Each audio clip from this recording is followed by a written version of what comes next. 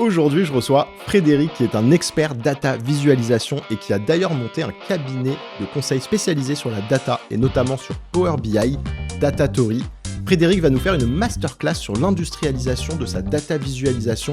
Il va nous expliquer notamment ce qu'est le concept du design system qui est clé pour industrialiser sa data visualisation. Hello Frédéric, ça va ? Super, très content d'être là. Bah écoute, je suis ravi de te recevoir sur le podcast. Cet épisode est rendu possible par Datatory. Lorsqu'on s'est appelé, tu m'as parlé de ce concept de design system dont j'ai un peu parlé en introduction. Donc c'est le concept qui a derrière l'industrialisation de sa data visualisation. Est-ce que tu peux nous expliquer ce que c'est en 2 mots ? Déjà, le design system, c'est un truc qui existe, qui est assez commun dans le côté applicatif, quand on fait des apps ou du web ou ce genre de choses.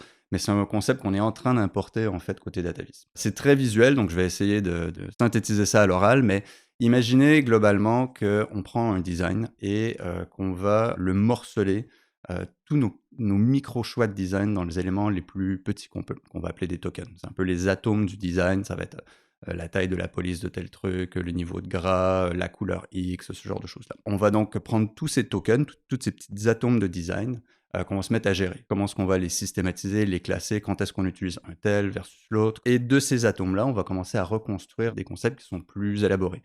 Donc on va construire des styles, on va construire des éléments graphiques, on va construire des charts. De ces charts, on va faire des patterns multi-charts, voire des pages entières. Et tout ça va être en fait géré de manière centralisée pour que tout le monde puisse hériter en fait de ces choix-là. Donc il y a une espèce de système programmatique de publisher-subscriber qui fait que ensuite les concepteurs sont capables de se brancher sur le système qui a été géré et hériter d'un petit peu tout ça.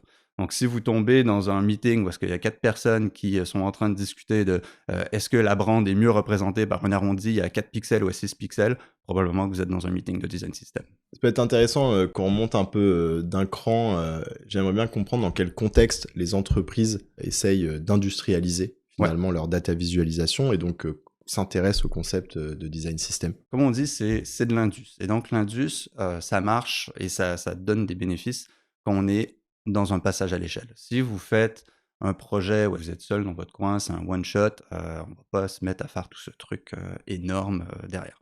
Par contre, quand il y a plusieurs dashboards faits par plusieurs devs, gérés par plusieurs PO dans plusieurs équipes, donc vous êtes vraiment dans un groupe, ben là, en fait, le taux de reuse va être énorme. Et donc, il y a un intérêt évident, justement, à commencer à avoir une approche plus industrielle. L'approche va amener 2 gros bénéfices, qui est globalement ce qui arrive quand on est sur de l'industrialisation.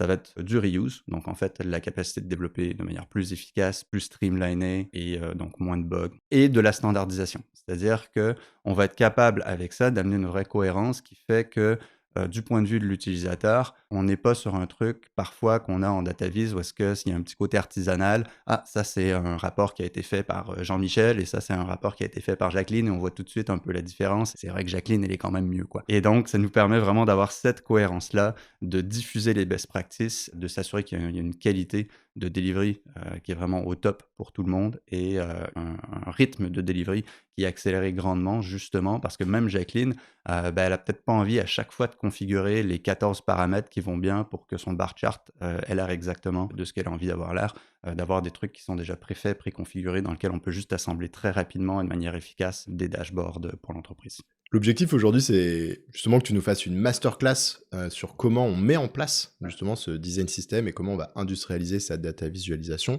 Donc rentrons dans le vif du sujet. Comment ça se passe ? Quelles sont les étapes à suivre pour mettre en place ce fameux design system ? Lorsqu'on s'est appelé, on avait parlé notamment de 2 axes. Un axe plutôt outil avec les livrables qu'il va falloir produire, puis un axe plutôt organisationnel.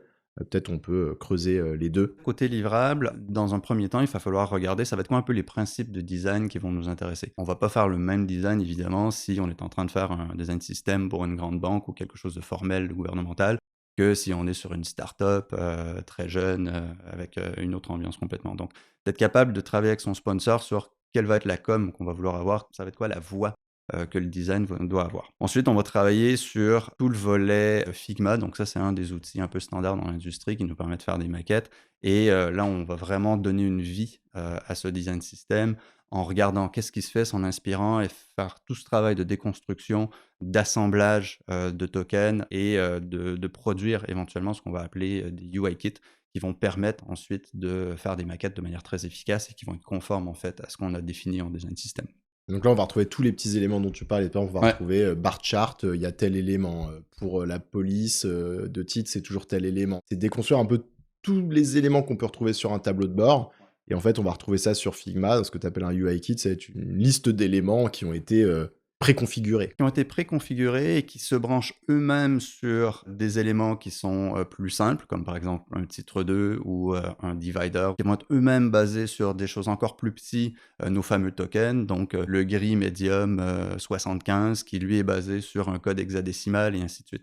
Et donc c'est tout ce travail de déconstruction du design pour le reconstruire de manière maîtrisée, gérée et diffusée ensuite à l'ensemble de l'équipe. Ça va donner le fameux kit qui va ensuite être utilisé par les gens qui vont faire des maquettes. Et quand ces gens-là vont pouvoir faire leurs maquettes, ils vont savoir qu'ils n'ont pas besoin de réinventer la roue à chaque fois. Ils vont être capables de taper dans ces bibliothèques de style, d'éléments, de visualisation pour très rapidement créer le produit qu'ils ont envie d'avoir. Et de ça, de ces maquettes-là, ensuite, là, on va faire le passage aux outils de data viz. Parce qu'en fait, le but, c'est pas juste de faire des maquettes. À la fin, c'est quand même de faire des tableaux de bord. Et ça va dépendre des différents outils qu'on utilise. Nous, on est beaucoup sur Power BI, mais il y a des choses qui sont assez similaires qui se font sur d'autres outils, évidemment, comme Tableau et Looker. Mais aujourd'hui, il y a beaucoup de travail qui a été fait par l'équipe de Power BI sur ce qu'on appelle les thèmes, qui sont des énormes fichiers de config JSON dans lesquels on est capable de pré-paramétrer tous les visuels et comment l'outil va réagir. Donc, ce que ça veut dire, c'est qu'on peut partir de notre fameux design system qu'on a fait côté Figma, en faire un thème dans Power BI, et comme ça, quand le dev arrive et commence son travail, hop, hop, hop, le bar chart, il est déjà tout configuré. Il lui reste juste à donner la valeur ajoutée de quelle va être la donnée qu'il va vouloir montrer, ça va être quoi ses mesures, ça va être quoi ses KPI. Et pour le coup, toutes ces préconfigurations-là vont embarquer toutes les best practices qui ont été définies par l'équipe Design System. Ça, c'est vraiment chouette. Et le dernier point, ça va être le style guide. C'est-à-dire que tout ça, c'est chouette, mais à un moment donné, il va falloir faire de l'adoption autour de ce travail. Il va falloir que ceux qui font des maquettes savent comment utiliser les kits, ceux qui font du dev savent comment utiliser donc les thèmes, et donc on va avoir une espèce d'endroit qui va faire un peu manuel d'utilisateur. Ok, on a défini un titre 2, mais quand est-ce qu'on utilise un titre 2 versus un titre 3 par exemple? C'est quoi le message sémantique qui va être derrière les différents objets qu'on va avoir créés? Donc ça va être le rôle du style guide qui va faire que tout le monde va s'y retrouver et qui va avoir vraiment une cohérence de l'équipe de DS jusqu'à l'équipe de dev sur l'ensemble du produit. Super intéressant et super clair. Donc pas grand-chose à ajouter. Je te propose qu'on passe sur l'axe organisationnel. Je suis curieux de voir comment justement ça s'agence côté équipe. Alors justement, ce qu'il faut voir, c'est que le design system, c'est un produit qui va être consommé en interne, mais ça reste néanmoins un produit. Et donc, il faut avoir un peu cette approche, cette philosophie-là. Donc, il va y avoir une équipe qui va être en charge de ce produit, une espèce de centre d'excellence de design. Et c'est cette équipe-là qui va justement créer les assets qui vont être consommés par les autres. Dans cette équipe-là, on va chercher à avoir une équipe qui va être assez pluridisciplinaire. C'est-à-dire que si on met juste des gens qui font du design mais qui connaissent pas la finalité de l'outil ou ses limitations, bah, on va peut-être faire des trucs qui sont très jolis mais qui sont pas implémentables. De la même façon, si on prend juste des gens qui ont fait que de la data dans leur vie mais qui ont eu aucune formation de design, on va vite se rendre compte qu'il y a d'autres limitations qui vont apparaître. Et donc, ça va vraiment être un effort un peu de groupe pour arriver aux meilleures choses possibles. On va être capable ensuite de lancer le produit. Et une fois que le produit est lancé, il va falloir le faire vivre. Donc, il va y avoir, comme je vous disais, ces histoires d'adoption et il va falloir aussi, en quelque part, avoir une certaine forme de gouvernance. Il va falloir qu'on soit capable de communiquer, il va falloir qu'on soit capable de le faire évoluer en fonction des feedbacks de nos consommateurs pour pas que le truc devienne une camisole de force et qu'en quelque part, il doit évoluer suite au contact de sa clientèle et du terrain, tout simplement. Ouais. Donc maintenant, si on prend un petit peu de hauteur sur la manière dont ça se passe, genre si tu es en entreprise en train de mettre en place ce type de projet, comment tu le structures? Quelles sont les grandes phases? Tu l'as déjà un petit peu abordé. Et combien de temps ça prend? Alors, évidemment, le temps que ça prend, c'est hautement dépendant des ambitions, mais globalement, il va y avoir des phases qui vont être un peu récurrentes. C'est-à-dire que ce genre de choses, ça part jamais d'un vide absolu. Il existe des choses dans l'entreprise, même si c'est un Google Sheet ou un Excel, il y a des gens qui utilisent déjà de la data et donc on va regarder ce qui se fait, qu'est-ce qui est apprécié, qu'est-ce qui n'est pas apprécié, comment est-ce qu'on va agencer les décisions de design avec la voie plus globale de l'entreprise. Donc potentiellement, il y a des design systems qui vont exister du côté web ou du côté applicatif. Donc on va essayer de regarder qu'est-ce qu'on peut aller importer dans tout ça. Donc il va y avoir une première phase en quelque part de comprendre l'existant et ça, c'est pas très très long en vrai. En une semaine, on a généralement une bonne idée. Ensuite, il va y avoir une phase qui, elle, va varier de quelques semaines à quelques mois, qui va être un peu l'initialisation de base. Et ça, on va alterner en fait entre des phases d'explosion créative, où on va tester des trucs, on va casser des choses. Et ensuite, une fois qu'on a cassé ces choses-là, on va les regarder, on va prendre les morceaux, on va prendre les éléments, on va prendre beaucoup plus de recul. Donc il va y avoir ces phases d'explosion, explosion, analyse, qui va nous permettre de graduellement converger sur quelque chose de propre et quelque chose qui fait l'unanimité. Une fois qu'on commence à être assez solide et qu'on est assez confiant, bah là, il faut aller sur le terrain. C'est-à-dire que là, il faut faire un premier release, une première version et le mettre dans les mains des gens. Et là, ensuite, on va retourner sur un cycle de vie produit un peu classique dans lequel, à partir des feedbacks des gens, on va faire évoluer les choses. C'est possible, par exemple, qu'on ait supporté quelques types de charts, mais pas encore tout, ou qu'il y a certains patterns qui commencent à émerger, qu'on veut commencer à mieux documenter. Et donc, il va y avoir des cycles de release qui vont se mettre en place à Avec de partir de... l'itération, Exact, feedback, exact, terrain. exact. Ok. Mais globalement, pour schématiser, à la fin de la deuxième phase, donc comme tu le dis, qui peut varier entre plusieurs semaines et plusieurs mois en fonction aussi de l'ambition du projet, du scale de l'entreprise, peut-être de la complexité, c'est là que tu as accouché d'une première version, notamment des livrables dont on a parlé tout à l'heure. Exact.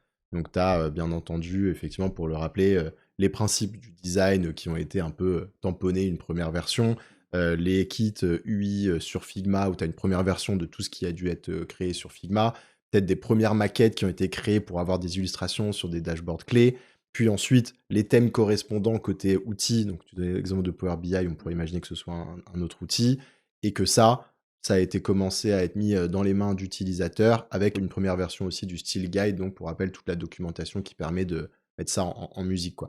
Et après tu vas aller itérer sur tous ces livrables avec le feedback terrain. Exact. Quels sont les plus gros challenges que tu rencontres d'expérience quand tu mets en place ce type d'approche? Les 2 gros trucs, c'est que c'est un sujet qui est à la fois très transverse et très subjectif. On est sur du design, hein, quelque part. Quand on dit très transverse, ça veut dire qu'il va y avoir plein de gens qui vont être un peu, des influenceurs, des stakeholders sur la décision de design ou la décision d'adopter ou de rejeter le produit à la fin. Et donc en quelque part, il faut onboarder ces gens-là assez tôt.